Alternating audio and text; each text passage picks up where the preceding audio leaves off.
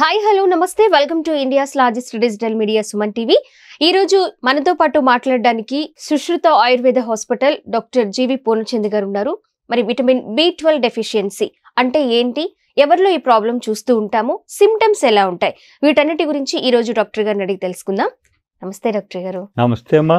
Sir, vitamin B12 deficiency ఎవరిలో ఈ problem చూస్తూ ఉంటాం సార్? సిమ్టమ్స్ ఎలా ఉంటాయి, దీనికి టైప్స్ ఎలా ఉంటాయి? బి కాంప్లెక్స్ అనేది అనేక విటమిన్ల ఒక గ్రూపు.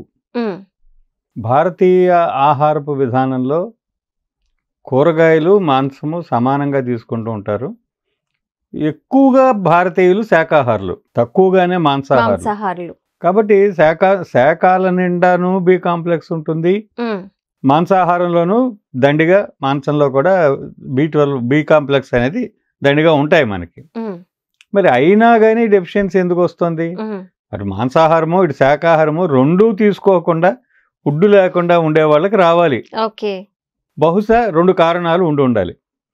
ఒక కారణం, మనం తీసుకుంటున్నటువంటి ఆహారం శరీరానికి సరిగా వంటబట్టకపోతూ ఉండాలి, అంటే అబ్సార్ప్షన్ ఫెయిల్యూర్. లేదా పర్టికులర్గా బి కాంప్లెక్స్ కానీ B12 కానీ లోపం వచ్చేలాగా చేసేటువంటి ఏదో ఒక మార్పు ఏదో శరీరంలో జరుగుతూ ఉండాలి. ఈ రెండిట్లోనూ B12 లోపం ఉంటున్నటువంటి వ్యక్తుల్లో అధిక శాతం ఆహారం సరిగా వంటకబట్టకపోవడమే కారణం అవుతుంది. అందరికీ వ్యాధి కాదు, కొందరికి వ్యాధి. క్యాన్సర్ లాంటి వ్యాధుల వల్ల B12 డెఫిషియన్సీ వచ్చింది. అది అందరికీ మనం వర్తించలేం కదా. సో మనుషులందరికీను కొందరిలో కనిపిస్తూ ఉంటుంది. కొలాన్ పెద్ద పేగుల్లో వచ్చేటువంటి పోత లాంటి జబ్బులు ఏదైనా ఉంటే కొలాన్ డిసీజెస్లో కూడా B12 డెఫిషియన్సీ రావచ్చు. అవన్నీ కూడా పేగులు అబ్సార్ప్షన్ చేసుకోలేనటువంటి స్థితిలో ఉంటాయి. ఆహారాన్ని అరిగించగలిగే స్థితిలో లేనటువంటి వ్యాధులు ఉన్న వాళ్ళకి డెఫిషియన్సీ రావడం సహజం. దాని గురించి మనం పెద్దగా చర్చించుకునేది ఏమీ లేదు. ఆ వ్యాధికి మూల కారణానికి చికిత్స చేస్తే తప్ప ఈ డెఫిషియన్సీ ఏమీ సర్దుకోదు, అంతే కదా. అందులో B12 అనేది నీటిలో కరిగేటువంటి water soluble vitamin. Water soluble vitamin కాబట్టి శరీరంలోంచి ద్రవ పదార్థాలు ఏవి బయటికి పోతాయో వాటిలోంచి వెళ్ళిపోతూ ఉంటుంది. అదే ఫ్యాట్ సాల్యుబుల్ విటమిన్స్ అనుకోండి, నిలబడి ఉంటాయి, ఫ్యాట్లో నిలబడి ఉంటాయి విటమిన్స్. కాబట్టి ప్రధానమైనటువంటి కారణం అబ్సార్ప్షన్ ఫెయిల్యూర్. B12 డెఫిషియన్సీ అనడం కన్నా తిన్నది వంట పట్టట్లేదు అనడం చాలా సబబైనటువంటి మాట. సో ఇది ముఖ్యమైనటువంటి అంశం. రెండో అంశం ఏమిటంటే, అబ్సార్ప్షన్ ఫెయిల్ అవ్వడానికి కారణం ఏమిటి? మళ్ళీ నెక్స్ట్ ఆలోచించేది, ఆహారం ఎందుకు వంట పట్టట్లేదు అంటే పేగులు బలహీనంగా ఉండడం. పేగులు బలహీనంగా ఎందుకు ఉంటున్నాయి? పేగుల్ని చెడగొట్టేవి తినడం.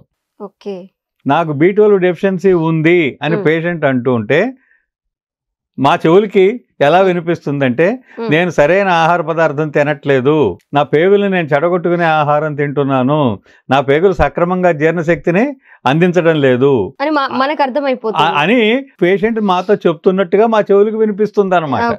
అది వాస్తవం. నాకు సరిగా B12 అందుతోందా లేదా నాకు ఎలా తెలుస్తుంది?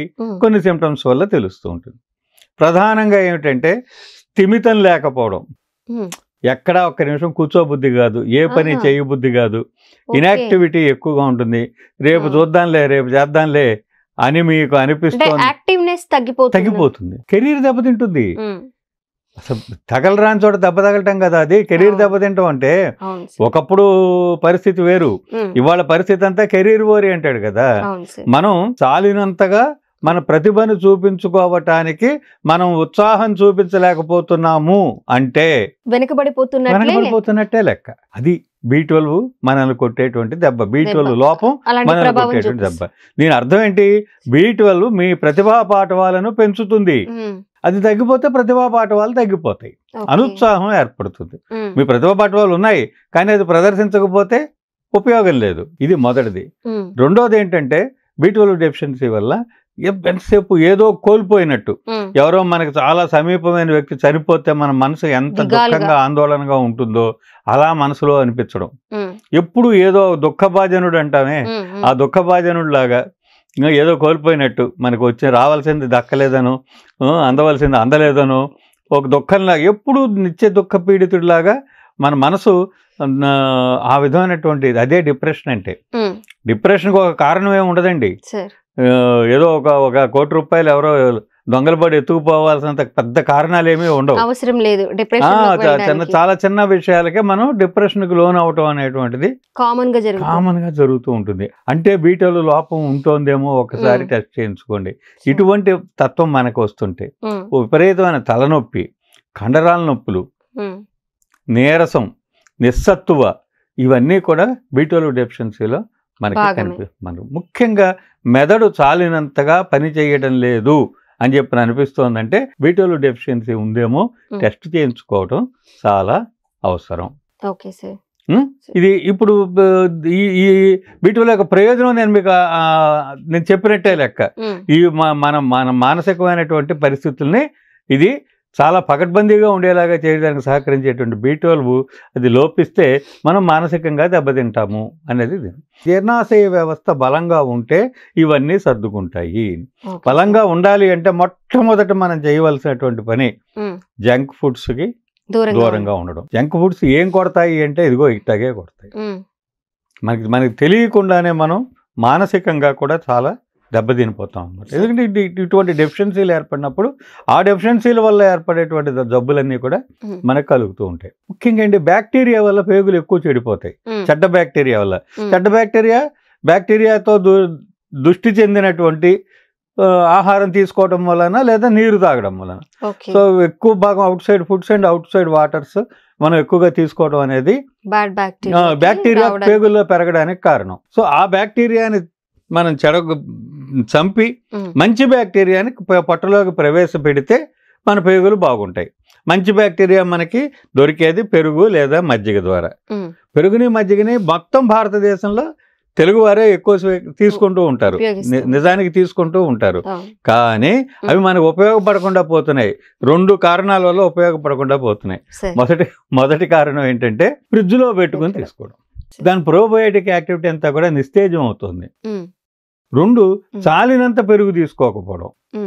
ఏదో అంత పెరుగు అంటే ఎంత తీసుకోవాలి సార్ ఒక పర్సన్ వచ్చి? 20 సంవత్సరాలు దాటిన తర్వాత మళ్ళీ 60 సంవత్సరాలు వచ్చే వరకు ఈ 40 సంవత్సరాలు మీరు పాలు తీసుకోవాల్సిన అవసరం లేదు. ఎంత మీరు పాలు తీసుకుంటారో అంత పాలని పెరుగుగా మార్చుకుని పెరుగా లేదా చిక్కగా చిలికినటువంటి మజ్జిగ. సో విన్నాం కదా, ఇవన్నీ కొన్ని చిన్న చిన్న చేంజెస్, అలాగే చిన్న చిన్న రెమెడీస్ మనకి ఈజీగా దొరికేవి, అలాగే ఈజీగా చేసుకోగలిగేవి, టైం కూడా ఎక్కువ లేకుండా సార్ డాక్టర్ గారు చెప్పారు. ఇవి సాధ్యమైనంత వరకు విన్న వాళ్ళందరూ అలవాటు చేసుకోవడానికి ట్రై చేయండి. ఇలాంటి ప్రాబ్లమ్స్ రాకుండా జాగ్రత్త పడవచ్చు. Thank you so much doctor. Thank you.